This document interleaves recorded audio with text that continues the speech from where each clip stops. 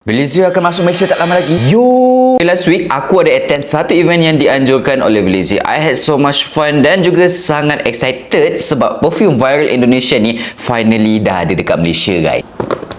Ini dia, perfume Valencia. Let's jom kita unboxing.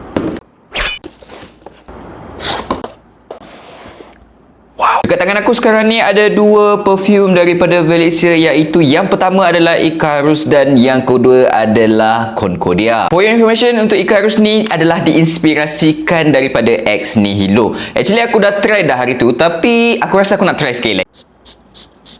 Pear, orange, ginger, musk. Ianya membawa bauan ke arah yang fruity. Opening tu you akan dapat bau macam ice spread. Lepas tu add on dengan buah orange yang bagi aku sangat sesuai untuk cuaca panas dekat Malaysia. Second one on my list adalah Concordia. Ini adalah dupe kepada Symphony. Bergamot, ginger, grapefruit. Bagi aku perfume ini boleh dikategorikan sebagai perfume yang citrus, spicy dan juga aromatik. Korang rasa berapa harga pasaran yang diorang akan jual dekat Malaysia? Cuba korang komen sikit kat bawah.